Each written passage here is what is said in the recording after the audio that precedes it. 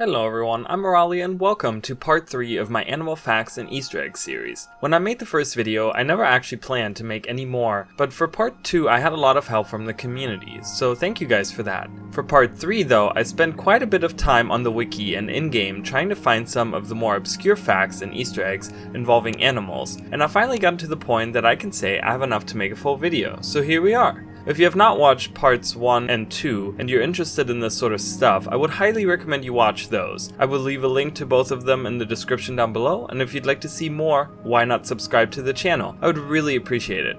With all that out of the way, let's get right into it. So, the first few Easter eggs on the list are somewhat related, or at least are really close to each other in location. The first one is, when you venture out to the Borealis forest, right in the beginning of the Norn starting area, you will find what seems to be a small gust of wind winding through the trees in the forest. Under closer inspection, you will notice that it's not just a random gust of wind, but seemingly some kind of bird spirit, probably one of the smaller ones like hawk or falcon. Interestingly enough, the same swirly spirit can be found in the Ascalonian catacombs. Now, why do I believe this to be a spirit of the wild? Well, that brings me to the second fact. In the same area of the world, there are 4 shrines to the 4 major spirits of the wild, those being bear, raven, snow leopard, and wolf. Once in a while, when you visit those shrines, they might be glowing, which I believe only happens when there are no threats, aka events happening around the shrine. Nothing about that is special, but what is interesting is at closer observation, when the shrines light up, there is always an energy swirl like the spirits in the forest that circle each of the shrines, all of which represent the animal spirit they're circling. So that makes me believe that the spirit swishing around the Borealis forest represents a minor spirit. For the last Easter egg of this related bunch, you will have to journey to the wolf shrine in the very south of the map. There, an event can be triggered when speaking to Shaman Gamli that lets you run with Wolf's pack to go destroy the nearby Svanir camp. Upon completion of this event, you can actually see the spirit of Wolf atop the giant rock above the wolf shrine. This is also where you first see the Minotaur spirit in the first Norn personal story of the Protect the Spirits path. None of the other shrines have their spirits around them in any form, but surprisingly the one spirit you can find is the owl spirit in the destroyed abattoir of Owl in Snowdin Drifts.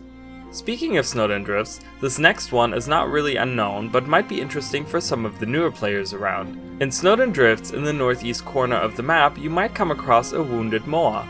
There isn't much you can do to help the poor guy, but attacking it will cause it to flee from you, and a giant black moa named the Beak of Darkness will spawn alongside 2 Darkwing defenders. Finishing the event by killing the Beak of Darkness will wield you an Egg of Darkness, which is an item required in the Minstrel Legendary Collection.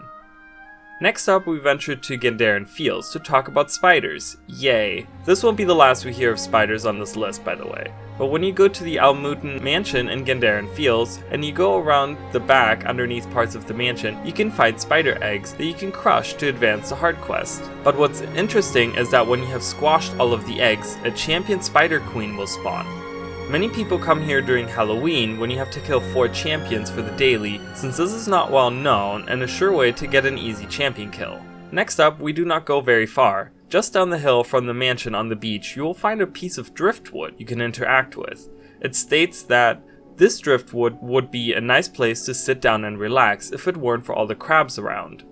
Now, even killing all of the crabs around does not trigger any events or new interactions with the driftwood, and just seems to have been placed there for no apparent reason. Still, something neat to point out since someone took the time to make this. Perhaps it was meant to trigger some event, but this was never implemented. Now we go to Timberline Falls to talk some more about spiders.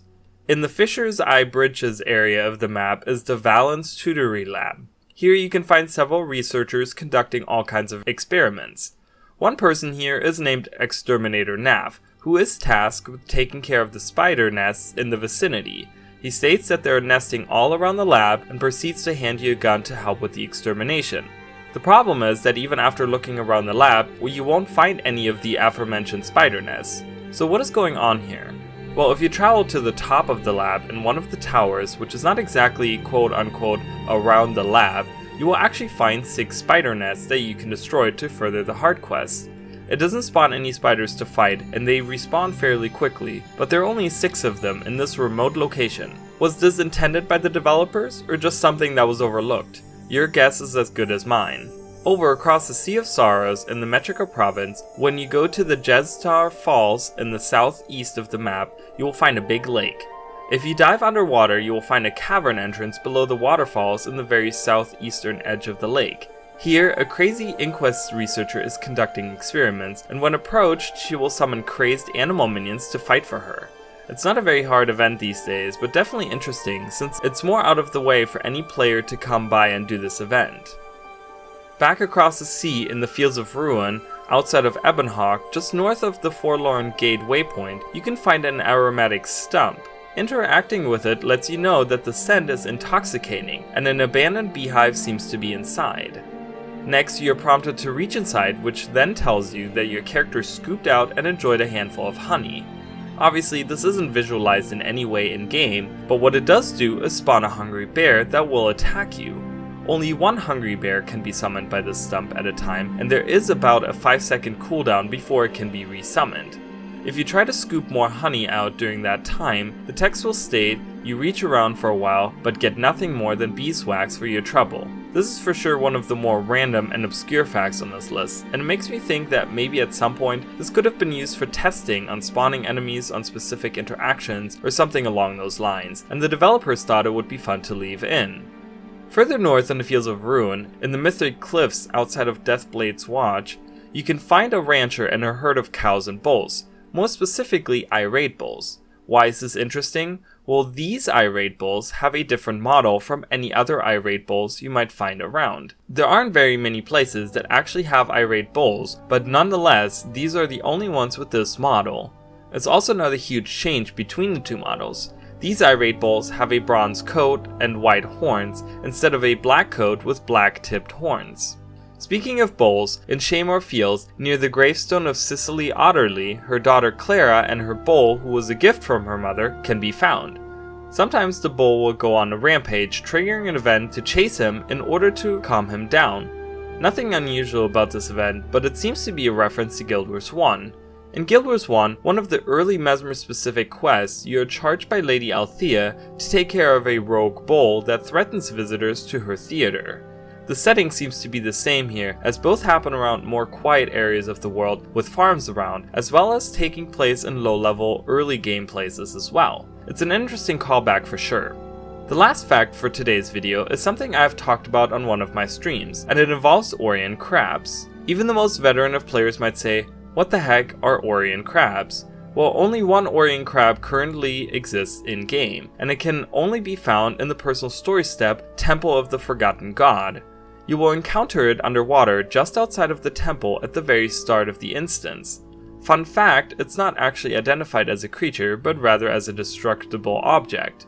Now, we come to the most interesting part of this fact. In Morgan's Spiral, all the way in the Caledon Forest, there is an event chain that involves escorting Brew to Morgan's Spiral and defending it from the Risen. At the end of the chain, you have to fight a giant Risen Highleg.